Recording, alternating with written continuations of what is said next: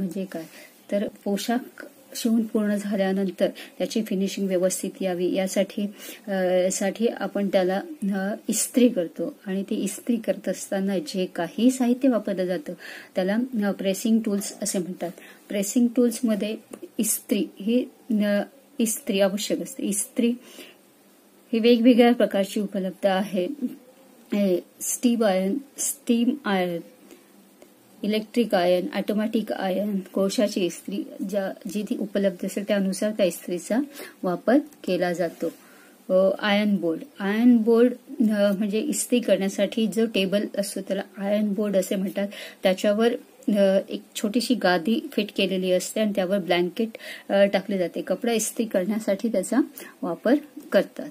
Pressing cloth, pressing टेबलवर जे blanket टाकले असते त्यावर एक पांढऱ्या रंगाचे स्वच्छ कापड टाकलेले असते त्यास प्रेसिंग क्लॉथ असे म्हणतात.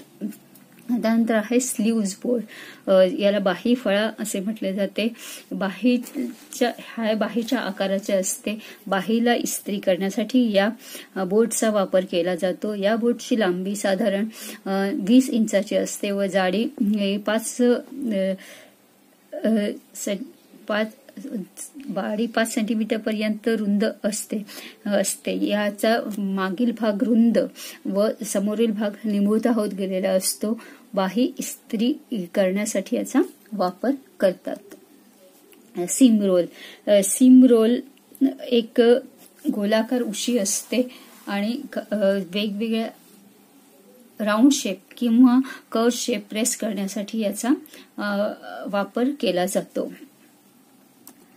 त्यानंतर आहे टेलर हेम ही एक अंडाकृती उशी असते. ती पूर्ण गोलाकार असते आणि कॉलर सेट करण्यासाठी किंवा कॉलरला इस्त्री करण्यासाठी किंवा कर्व सीम ज्या असतात त्यांना इस्त्री करण्यासाठी याचा वापर केला जातो. त्यानंतर आहे पॉइंट प्रेशरचा वापर हा कॉलरचे किंवा कफची टोकं इस्त्री करण्यासाठी केला जातो. हे लाकडापासून तयार केले असते. त्याचा समोरील भाग हा अगदी टोकदार असतो. कॉलरचे पॉइंट्स शार्पली प्रेस करण्यासाठी याचा वापर करतात.